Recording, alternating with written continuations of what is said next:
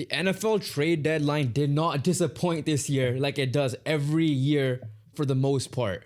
Yes, we did not get a volume of trades like we get in the NBA or even the NHL, but we got some hard-hitting ones. And I'm going to start off with the Dallas Cowboys. I know the Colts made the bigger splash, but I want to start off with the Dallas Cowboys because they made 2 trades on deadline day, which was first when we woke up on Tuesday morning. They got Logan Wilson for a 7th-round pick from the Bengals to address their linebacking issue. And then after that, they got Quinnen Williams from the Jets, and we're not going to stop talking about the Jets here, for Mozzie Smith, a 1st-round pick in 2027, and a 2nd-round pick in 2026. So essentially, they traded Micah Parsons for Kenny Clark, and also Micah Parsons and Mozzie Smith for Kenny Clark and Quinnen Williams. Player-wise, yes. Player-wise. We'll picks to be determined in the future. But when you're looking at it, the Dallas Cowboys, I guess, are deemed as small winners for me for sure, just because at the end of the day, from what they have had this season and now what you're looking at the roster, this team has gone better. Quinnen Williams is an absolute stud, but when you're looking at it, it's just not enough because they've had so many issues defensively. It's just not enough to revive this season because they are 3-5-1, I believe, at the moment. So when you're looking at it for the future, this team has upgraded into their interior D-line. They have some young players that are playing pretty well, decently well in that D-line as well, because their D-line didn't really play that bad on Monday Night Football against the Cardinals.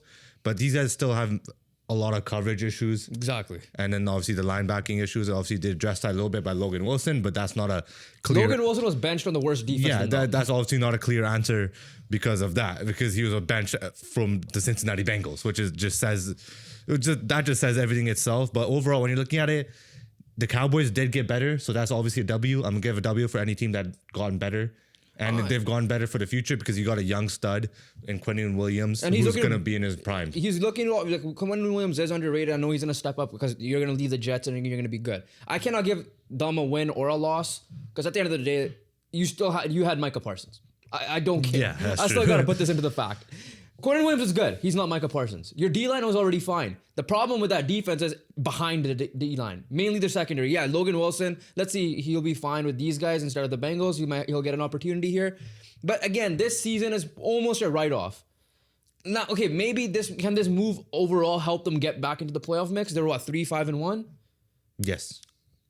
I still don't think their defense is going to be good enough. It's not going to be an impact. Williams. Like this year is a write-off. Yeah. So doing this trade now, you give up a first, you give up this year's second, and then you give up a young Mozzie, is Mozzie Smith young? Yeah. Yeah, Mozzie Smith is young. So you pretty much did a D-tackle for D-tackle trade, and then pending on the picks for the Jets. I think the Jets did fine here. Obviously, they're collecting picks. Yeah, you're right. Quinnen Williams is the better player. And it's hard to judge football trades a lot of the times because it's mainly on picks, right? It's not mainly on players. Nowadays, you're starting to see more players. In this case, Mozzie Smith. We saw with Kenny Clark, Micah Parsons. We're going to talk about, obviously, the big Indy New York Jets trade in a second here. So overall, it's fine. It's whatever. This is going to be... I'm going to judge this from next year. I'm going to say that. But again, it's still a sour taste in the mouth in Dallas fans. And I don't give a shit about Dallas fans in this case, like the Cowboys fans specifically, because you still had Micah Parsons. There's no reason why. I know at the end of the day, Quinnen Williams is good. He ain't Micah Parsons. And you still need to address the secondary needs that have not been good for you guys at all. There's much more issues with the Dallas defense. But let's move on to another big trade involving our favorite team, the Indianapolis Colts, who are looking like they are going all in this year. All in on Daniel Jones because they traded away 2 first-round picks and A.D. Mitchell for Sauce Gardner. And you're getting in return a guy who, when he's on his game and when he doesn't get flagged a lot, one of the best cornerbacks in the league. A guy who is he's paid right now. He's locked up. A guy who's very good in pass breakups and in coverage. And you're pairing that up with, when healthy, Charvarius Ward, who, in my opinion, is already playing like a top 10 cornerback in this league and is bouncing back in his bounce back year. Obviously, he had a very tough year in San Fran last year off the field. But you have those two. Charvarius Ward this year was already locking down one side of the field. Now you have Sauce Gardner locking down the other side of the field. And on top of that, you have Cam Bynum and Nick Cross and Kenny Moore as a nickel cornerback. You're looking at, when healthy and when on their game, one of the best secondaries in football. And literally, that's crazy to say as Indianapolis Colts fans, because literally 1 year ago, you were looking at one of the worst secondaries in football. There's two sides to this trade. I understand the risk factor of giving up 2 firsts and then obviously another young guy who was out of the lineup essentially with AD Mitchell. Not one, because of what happened in the Rams game, but 2, Alex Pierce, Josh Downs. You're not going to surpass them, Michael Pittman Jr., all that being said, right? So for me, first of all, AD Mitchell, I'm hoping this guy has a bounce back there, and because we know how talented he is, and we will be rooting for him regardless. Going to the Sauce Gardner thing, I know off camera I said to you, this is a guy maybe the Colts should go after, and you're like iffy about it because it's like he did. This year he's been fine. Last year he wasn't the greatest. His first 2 years he was an All-Pro. Obviously, like, listen, I've always said this when it comes to football. If there's a position that needs multiple people, so that's wide receivers and pretty much everywhere on the defensive side of things. QB, running back, tight ends, those are a little bit of a different situation, and obviously O-line, part of that group I'm talking about. You need to get if the guys, like, if a talented guy is available that has shown that he's good, is not a washed guy or anything, you go and get that guy. Because nowadays, when it comes to cornerbacks, the wide receiver duos, trios, whatever, are a lot better than you could say corner duo trios. We saw it ourselves firsthand with Indy's cornerback duo was like last year, right? We didn't even have a cornerback 1 really. No, we did not. Exactly, right? Like the guys like we were banking on, we had cornerback 2s and 3s. But nowadays, like, you need maybe a solidified cornerback 1, kind of like a solidified wide receiver 1, and a decent cornerback 2, similar to the wide receiver 2s. Like, that's why for me, like, you go get Sauce Gardner. His ceiling is best in the NFL at corner. Yeah. And if we've seen him be an All-Pro in his rookie year and his sophomore year, he's on the Jets. Similar to what I said about Quinnen Williams, he's on the Jets. He's going to go to a winning culture. He slept 1-7, woke up 7-2. Now, AD Mitchell has a nightmare, obviously, because for him it's flipped. Well, Sauce also getting 2 buys. I just realized that. Exactly. Yeah. So the point is, you bank on this guy. Yes, 2 firsts. Is he worth it? Time will tell. The Jets, the haul is great. We'll see. Your grade is going to be depending on what you do with those picks. Yeah, obviously. And on top of that, one last thing. This year, for sure, we can't speculate about 2027 because we don't know what's going to happen. It seems like a good draft class, a very good draft class. I'm talking about like how the Colts are going to do. Oh, and as of right now, the Colts should be at the minimum a mid pick, and that's assuming they lose every game of the rest of the season, right? Yeah. Otherwise, this should be in the 20 range. I'm not saying that it's guaranteed that Sauce Gardner is going to be better than anyone from the late first round, but I would pretty good guess that he is at the end of the day because he got 3rd overall for a reason. He's highest paid for a reason. The confusing part is the Jets paid him and then you trade him. You give up on him. Yeah, okay, so that's the situation. Sauce Gardner was not available by any means. Yeah. It's just that the Jets got an offer that was too good to refuse. And at the end of the day, if I was the New York Jets and I was in your situation, I would have done the deal. Because they're going to go full down rebuild anyways. So when you're looking at that situation and you got rid of Quinnen Williams as well, like you loaded up on picks. Now the issue with the Jets is just hitting on those picks. And it's not even just hitting on those picks, but developing those picks because we're seeing what the likes of Sam Darnold is doing because clearly they didn't develop them well. And look what Sam Darnold is doing. That draft class had Sauce Gardner, Garrett Wilson, Jermaine Johnson, who ends up staying on the Jets, and along with Breece Hall, who was trying to get his ass out of the Jets. And 3 of the 4 are still on the Jets. But to wrap up the point about Indianapolis, I'm just going to say this much. You can play more man coverage now when you get your defense and secondary gets more healthy, which allows you to blitz more, which is obviously huge for Lou Anarumo because this guy is a mad scientist. What do scientists do? They do a lot of experiments, test different things out, what works, what doesn't, what will be good against certain teams, what won't be good against other teams. Like all those things, you have the luxury to do that now because you have actually a pretty complete defense. And on top of that, you're going all in on this contendership this year, which means, in terms of being Super Bowl contenders and going all in this year, which means you're going to be facing the likes of Buffalo, the likes of Kansas City, potentially Baltimore if they turn it around. New England. Guys, teams that have really good offenses, but now you have a secondary that can absolutely lock down any passing game on paper if they play like it. You added a piece in Jermaine Pat. I'm not saying he's gonna who's a better pass coverage linebacker than what we already had. You have a tackling machine in Zaire Franklin, and you have a front four that can get to the quarterback, but if they need help, you have a great secondary where you could just send all-out blitzes a lot of the times to rush the other team's QBs. You have a defense and the latest defensive coordinator to defeat Patrick Mahomes in the playoffs. So you have the recipe of success to be successful and against very good teams, especially in the AFC in the playoffs. And on top of that, as long as their offense plays like how it did. Exactly. Assuming Steelers is just a one-off. As long as your offense plays like how it did the first 8 weeks, we're looking at a team that could be coming out of the AFC and represent the AFC in the Super Bowl. But at the end of the day, they have to get there and obviously not let the Steelers' performance happen again. This is potential to be a win-win trade because Colts got a guy that's going to be in his prime by the end of his contract for the next 5.5 years now. The Jets, again, pending on the picks, we'll see what ends up happening here overall. The Jets, I'm going to talk about the Jets, continue here. We're done on the Colts side. The Jets, the disappointing part about the Jets for me, because obviously no pass rushers really got traded except for Jalen Phillips from Miami to the Eagles, which good move for them because they needed to replace Darius Smith. The Jets still kept Breece Hall.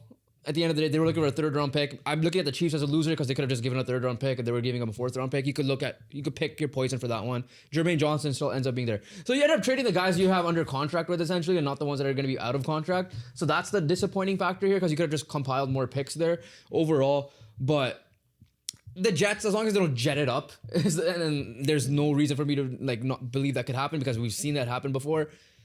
Because that draft class was really good in 2022 for them. And overall, we'll just see what ends up happening. But we'll wrap it up there for the Jets. The Jets, at the end of the day, the one thing you want to say about the Jets is, by no means they should be laughed at today. Yeah. They shouldn't be memed on because they did really good business in terms of what they got in return.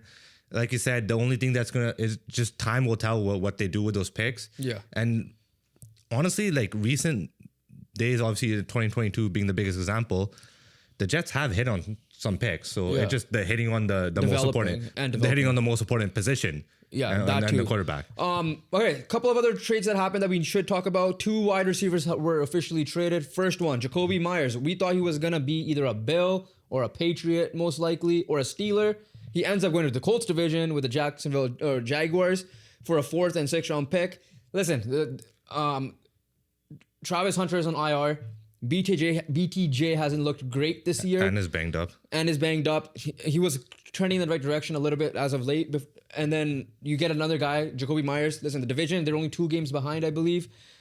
And they're in a playoff spot at the moment. If they want to make the playoffs, I don't hate this move for them. That's another weapon for Liam Cohen to work with. 100%. You're getting another weapon for Trevor Lawrence. Another thing that I believe is a good sign for this, or the good thing they did this deal, is because we're not convinced about Trevor Lawrence. So if you're putting him in the most successful position possible and getting him that weapon, now you could get a proper evaluation that, okay, is this our guy or not, depending on what happens in the season. But in terms of the addition of Jacoby Myers and what it's going to do for the Jacksonville Jaguars is, 1, obviously replaces Travis Hunter on the offensive side.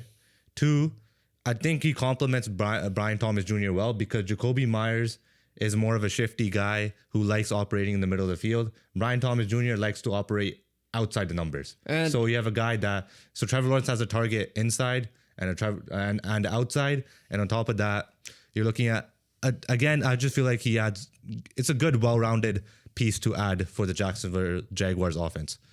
And he's on a contract year, so he's trying to get a contract paid as well. Next one that happened, same thing, 4th and 2nd round pick of 2026. Rashid Shaheed goes from the Saints to the Seahawks.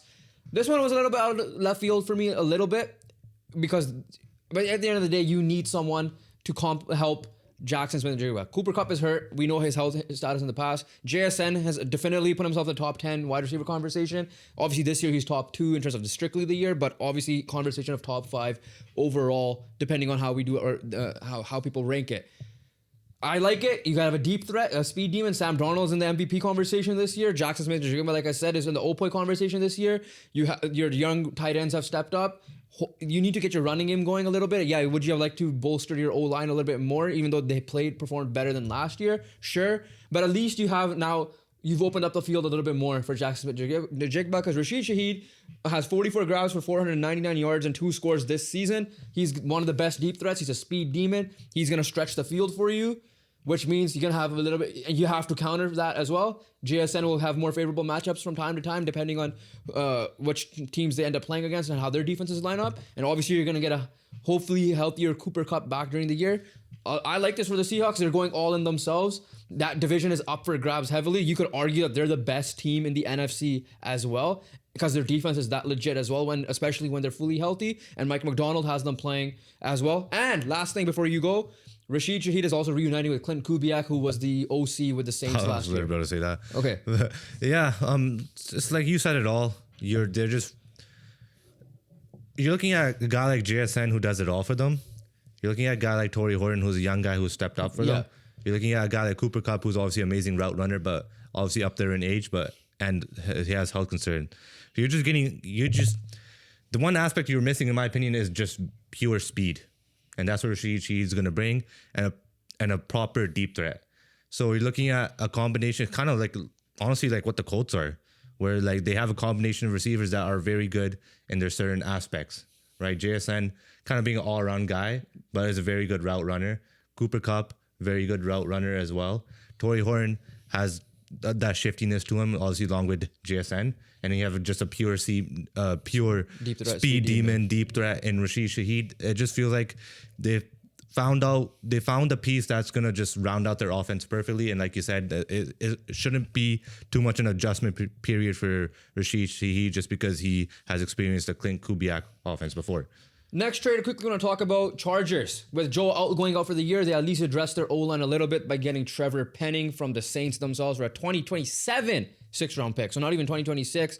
Listen, I'm not going to say here I know I'm a genius on Trevor Penning. They need to address their O-line at least to a certain degree and see what can help keep Justin Herbert upright. No Slater, no Alt. We already know that's a disaster incoming for them on the edge, on the outside tackles. So overall, I just like that they at least addressed it to see, because they're in the conversation of playoffs themselves, and they're had the conversation of maybe winning the division. Obviously, we believe that's going to be the Chiefs overall. I just like they addressed the O-line at least. Yeah, no, they had to do something at the end of the day, and they did it. So they got a younger guy in Trevor Penning, and we'll see what he does for them. But overall, it just like a move that just needed to happen. It could have just been anyone. But they found a piece from New Orleans. And I already mentioned that the Eagles got Jalen Phillips. That's good. The last team I want to talk about very quickly, don't need to spend too much time. The Ravens, they traded away Jair Alexander to the Eagles and got a pick in return. But they also got Draymond Jones from the Titans to help address their D line, especially with they had some injuries in this year, especially with guys like Matabike and all of them as well. So they're obviously going into the direction of we could overtake that division as well. So overall, to wrap it up here, let's to close it off this trade deadline day, the trades in general. Who are some of your winners and losers to start off with? The winners are obvious. You have the Colts, you have the Jets, you have the Eagles, right? Those are the big winners in my opinion. I'm gonna say one loser, and I'll let you say another one. The big loser for me is the Buffalo Bills, just because I feel like they just needed a guy on wide receiver just to separate, man, because just a go-to target. I know they traded for Amari Cooper last year, which I was very excited about, but obviously didn't pan out to that excitement that I had. But that's the biggest concern for me in Buffalo, is just getting a guy who can consistently separate. And I don't think they have that. They do have a good slew of players, but they don't have a D guy to really take over that wide receiver room. For me, a couple of teams I'm going to throw out there. Number one, the New England Patriots. I wish they went out and got another wide receiver, like you said. For the Bills, I feel like you could echo that up for them. Number two, I am going with the Kansas City Chiefs. You need a running game. Even Pacheco healthy, I wasn't sold on that. You got your offensive weapons there. Even help bolster their O-line a little bit, like how the Chargers kind of did. Maybe you could have done that. So or the Chiefs gonna get to the Super Bowl, probably. I understand that, but you still this year is a lot more riskier to get there now compared to last year, as well. In terms of players, I think the biggest one is Breece Hall, because this guy was on Twitter or X and just saying, trying to just hint out ways of getting out of there, and he unfortunately is stuck there as well. And then I'll just say the Jets teammates and stuff, because you lose Sauce Gardner and you lose Quinnen Williams on that line from that team as well. Let's talk about this NFC North division.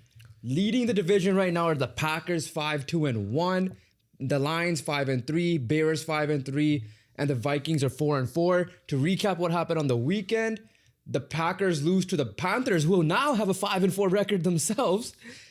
The Bears end up winning a shootout against the Cincinnati Bengals, and they're a whole different mess we'll talk about later. And the Vikings got a big win against the Lions to keep themselves in the division with J.J. McCarthy coming back. Safe to say this thing's a gauntlet because you could see this whole division making the playoffs. Obviously, they're having a battle with the NFC, the 3 teams in the NFC West. So, like, 5 teams are literally battling for 3 spots, in my opinion, because the Bucs are a lock and the Eagles are a lock. And yeah, as good as the Panthers are playing right now, I don't think they're going to get it. This division is more unpredictable now because each team has shown its flaws. Yeah. Packers have put up fraudulent ball by losing to the Panthers and the Browns. So let's start off with them. And just a quick recap of other teams. Yeah. Lions defense, again, was going to be the issue. Vikings quarterback is going to be an issue. At the end, J.J. McCarthy did put up a great performance. And Bears, they did try their best. They tried their best to lose that football game. Yeah. They're just lucky that the Cincinnati Bengals defense does not exist. is the best way to put it. But yeah, like I said, let's get into the Packers. And the Packers is... Oh, I'm sorry. I want to make one disclaimer. We are recording this a day before trade deadline, and I think this is coming out a day after the deadline. So by the time this comes out, we don't know what teams have improved a lot, but we'll be doing obviously a trade deadline recap video, assuming some crazy stuff happens. But it's NFL trade deadline, so I doubt it will. But hey, last year wasn't bad. It wasn't bad last year. But when you're looking at it, the Green Bay Packers, you're just looking at fraudulent watch at this rate because, again, defensively, this team has been playing pretty good, but obviously not to the level that we thought it's going to be. Offense is where the main concern and the main struggles is because we see Jordan Love and this offense cook 1 week, and then the next week just put up an absolute dud. So that's where the big question marks for me lie with the Green Bay Packers. Otherwise, defensively, these guys are a solid unit. It's just offensively, they're just very inconsistent. And losing Tucker Kraft for the rest of the year is not going to help either. Yeah, like, they still need to play all their division games except they've only played 1 in week 1, like, looking at the schedule. The weird thing is, like, they beat decent teams. They beat the Lions easily. The score line is not close to what it seems like. They beat the Commanders at the time, were healthy enough. The Cowboys game was a shootout, but the Cowboys are a different issue. That was like the more of a Packers defense issue, in my opinion, more so. But they showed it shouldn't be a tie. Yeah, it shouldn't be a tie for them. They beat the Bengals. They beat the Steelers by 10, and the Steelers defense showed up against our Colts this week. And then they beat a decent defense in the Cardinals. And then they lose to the Panthers. But the Cardinals was a scare at the end of the day. Like, it shouldn't be a scare. Exactly. Against the Cardinals. Like, they're just playing to me, it feels like to some degree they're playing to the level of the opponent, which is, I guess, in a way, good that they're going to be playing their division teams, if that's the case, if it holds up being true. But then if you're literally looking at it, this NFL season has been really unpredictable. Like, a lot of weird stuff has happened, but this division is all over the place. You're right, 100% right. Like, we need to, like, the reason why we gave the edge to the Colts for certain things was they've demolished the bad teams. We'll see what their schedule looks like against the good teams. We see certain other teams, they demolish the bad teams. These guys haven't had a signature win outside of the Lions, in my opinion, because sometimes you need just a demolishment of the Panthers. 16-13, 13-10, like against the Browns. I get it. The Browns have one of the better defenses, but you showed you're a Super Bowl contender. You're leading this division, good, because the Lions have their own question marks. But you need to, like, next week you're playing the Eagles, so we'll see what happens in that game. If they somehow handle that game, then I might not be as worried. But then, like, when you say that. I wonder what a Green Bay fan is thinking to a certain degree. It's like, you handle the Eagles, but then you're going to probably lose to the Giants the next week. That's very possible for the Green Bay Packers. I want to move on to the Detroit Lions now. And obviously we knew the defensive concerns that these guys are going to have. They had it all of last year, and that was going to be their Achilles heel, which makes their... A lot of that makes their offense feel more pressure of playing perfect. And obviously that's what costed them last year against the Commanders. Calvin Shepard, their new DC, he's doing a decent job considering he has a bunch of injuries as well, mainly in the secondary. Aiden Hutchinson's got paid. He's playing well to a certain degree. There are games where, like, they beat the Buccaneers bad. Like, the Buccaneers only put up 9 points on them. Yeah. Which is a really good showing because Buccaneers, in our opinion, is one of those half-tier below Super Bowl contenders coming out of the NFC this year. like the Bengals game. Okay, we know how high power their offense is regardless of the. But that was just like too little, too late for the Bengals. Yeah, but like this Vikings game, you should have handled. In my opinion, the Vikings did get healthy, obviously, with their O-line, their pieces, Darisaw and them came back a little bit. But yeah, this again, the inconsistency is going to be on the defensive side of the ball, certain points of the offensive side as well. Yeah, the point of concern offensively is that we saw twice now these guys put up duds. Well, obviously, one in week 1 and now in the most recent game. And the bigger concern I have with those duds is that those duds came against division teams. Like, the game was 27-24, but they're coming back at the end of the day. That was the issue. And then obviously they destroyed the Bears the next week. Yeah. Which was okay, whatever. But at the end of the day, their two offensive games came against two good defenses in their division. So how are they going to bounce back off of that? How are they going to just let it? Because at the end of the day, Jahmyr Gibbs did not look electric. Jared Goff looked uncomfortable. And on top of that, if that's a case with us offense, because they have to play perfect, because their defense at the end of the day, if you think they're playing above expectation, just not talented enough to hold their own to make a deep playoff run. So that's where the pressure comes on the offense, and we've seen it twice now where they lost. They allowed JJ McCarthy to do his thing, and they obviously allowed Jordan Love to do his thing in week 1. They were not aggressive in this game. They were not physical. That was the issue. And I know Dan Campbell was going to hold them accountable, which means next week, sorry, Commanders, you're probably going to get your ass kicked. They probably will, yeah. 100% get your ass kicked. Listen, like their best win was maybe against the Lions, against the Ravens, where they ran the ball down their throat. I get it. The Ravens were somewhat injured that game, but it was still early enough to show what that team was going to be like. So, again, this team shows up. Like, it's a weird thing because in the postseason, they don't really show up often. Like the last 2 years, they just had some bad losses. Like they lost to the Commanders last year. Yeah, which is last year. Yeah. I mean, the other one we expect. They did choke against the Niners, but. Yeah. But at the end of the day, this team I'm a little bit more concerned about because the performances are a little bit more inconsistent against like the good teams. Whereas Green Bay's performance that are showed so far were against the good ones, were against the good teams. So ultimately in 2 weeks, we're going to see on November 16, we're going to see them against the Eagles. And then obviously the division games afterwards. But listen, you have to win the division games. You're already playing behind the 8 ball a little bit because you're 1-2 at the moment. You know that's going to be the first tiebreaker when it comes to the division lead. And you know that you're not going to have a big lead like you did last year because, like we said, the division gauntlet. Every team is 500 and over. Yeah, let's move on to the Bears. Bears, honestly, just simple. They still have that Bears aspect to them, which is obviously not good. You're looking at this team.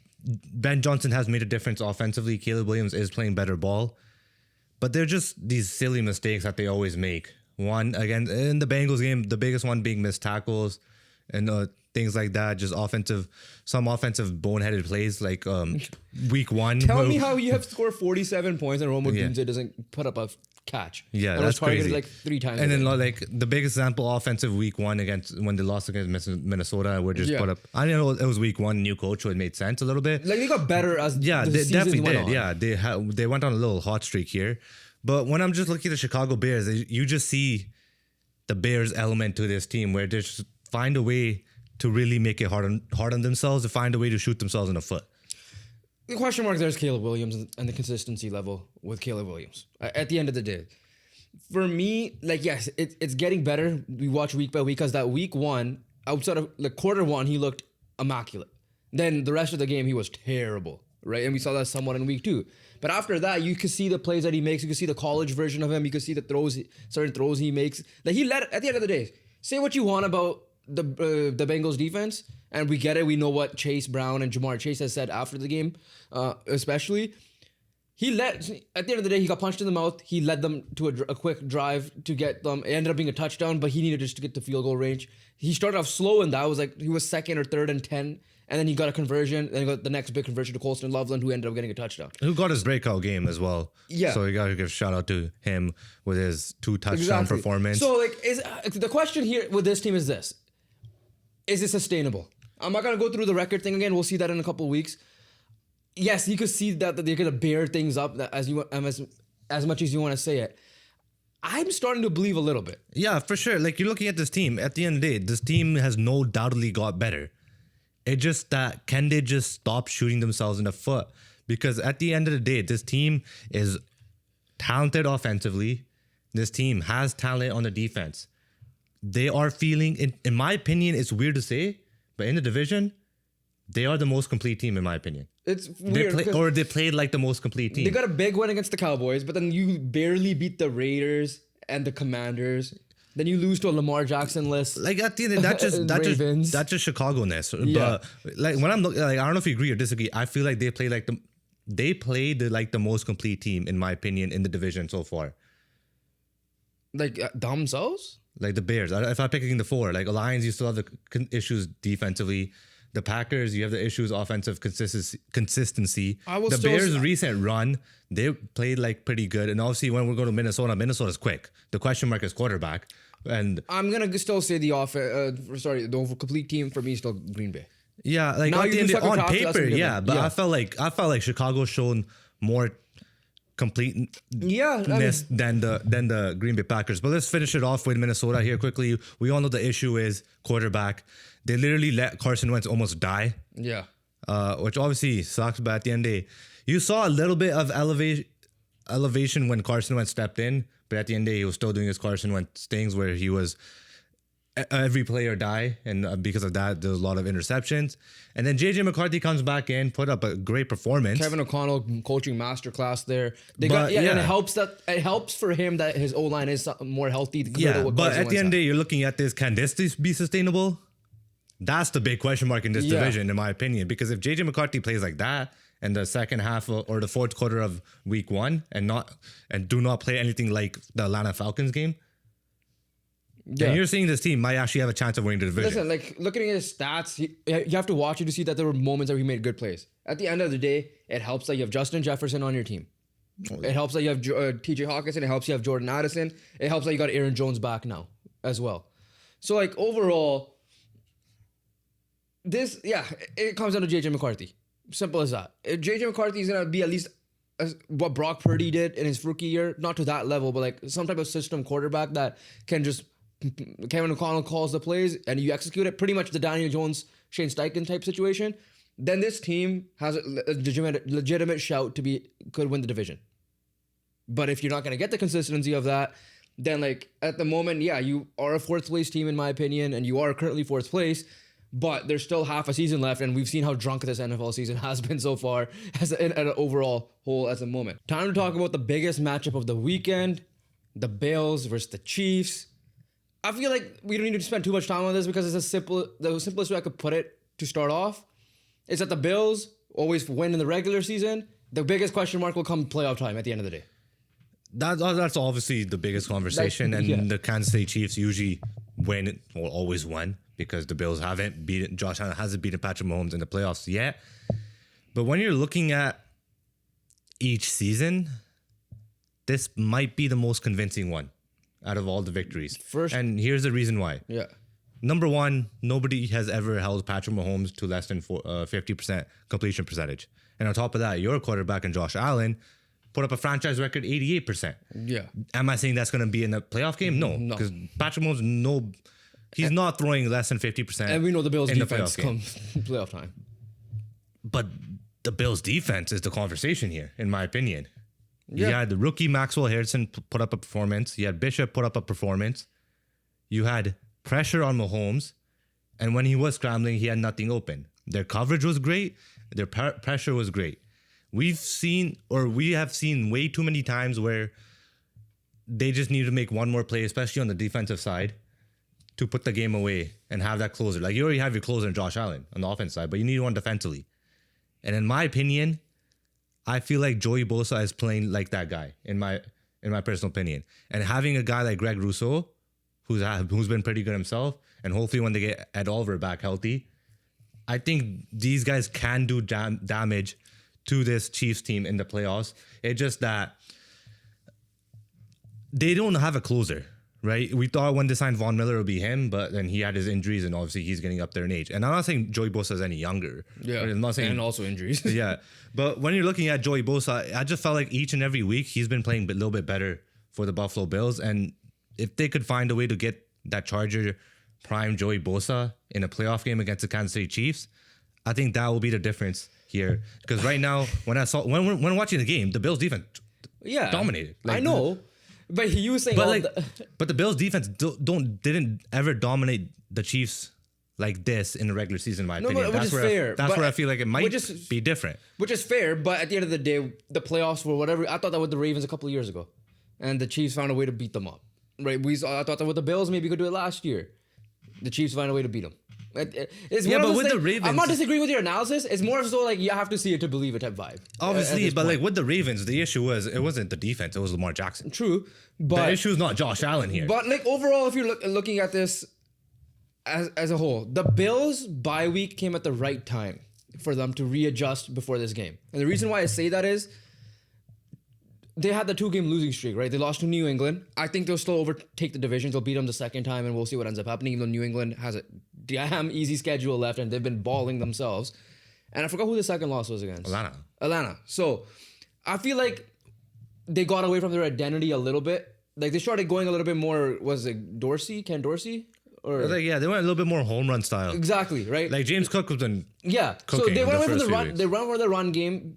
You have three. You have obviously a stud lead running back in James Cook, but you have solid guys that take touches away from him. Ray Davis and Ty Johnson, right? I'm not saying they're James Cook, but you could still. You have three guys that do shit really well. Yeah. So now that you come back, now after the bye week, you kind of put belt to ass to a little bit degree. You realize what your identity is. Joe Brady's like, okay, yeah, we got to go back to this, and it's worked so far. So overall, like that was my biggest takeaway. Who did they beat last week? Was it Carolina? Am I tripping? I believe it. Like James Cook had an incredible performance coming off that bye week. Yeah, they destroyed against the Panthers. Yeah. They destroyed Carolina. I mean, it was Bryce Young less. Yeah, but when you're looking at it, that was the thing. James Cook has been absolutely cooking the first few weeks. Then the New England game happened, and then the Atlanta game happened. They kind of went away from it. And then they came back. That was Atlanta's best game as a defensive pass rusher. Yeah, and then they came back off the bye week, fed him the ball. He dominated against the Carolina Panthers. He did his thing against the Chiefs. But at the end of the day, everyone offensively and everyone defensively did their bit against the Chiefs. The only thing I'm seeing is, because last year when they faced off in the regular season, Josh Allen's the one who clinched the game. This year, it was the defense. Yeah. Right? So, like, that's where I might be like, it could be different this year in the playoffs. But at the same time, it's the Kansas City Chiefs, and they end up going to the Super Bowl anyways. How weird is it to see them that they're in the hunt and not actually in a playoff spot? That's crazy. Like, we know they're going to take over the division. We know that. Like Denver finds ways to close out. And especially with the massive news of Joe Alt now being out for the rest of the year. Yeah. So like Justin Herbert's going to be running for his life literally. Like the Chargers are not going to be like, at the end of the day, you're going to be chasing down the Broncos only. Yeah. And you still have to play them twice. You still have to play them twice, even though the Broncos are the greatest fourth quarter team. Exactly. In the NFL. We won't mention them in some time with this video. Last thing I want to say about this to close it out as a whole. The MVP conversation, again, unpredictable, down to the point where Josh Allen may have snatched it from Patrick Mahomes after this performance. Jonathan Taylor, down a week for him as well. I feel like Matthew Stafford is like in top 2 conversations now as well. So it's like, it's running all over the place. I don't know what the betting odds were after this Chiefs game. But so you have like Josh Allen inserted himself. Matthew Stafford climbed the standings. I believe Matthew Stafford is always there. And another guy that I believe that definitely climbed the standings right now and might be top 2. Drake May? No. Sam Darnold. Yeah. Because he did something on Sunday Night Football that hasn't been done. Yeah. That's only 2 quarterbacks have ever done. Exactly. In like 45 years. So, like, this race is all over the place. And then, put Drake May in there as well. And yeah, Drake May definitely. So, it's overall, like, if we're looking at quarterback situations, I think these, at the end of the day, Mahomes is probably going to bounce back for sure. But, like, the 4 leading guys now is Darnold, not in any order, Darnold, Allen, Darnold, Allen, Stafford, and May, and then you can put Mahomes as the 5th guy. And Mayfield. Yeah. He had a bye, so he didn't do anything. Exactly. But overall, again, fun NFL season. The parity has been insane.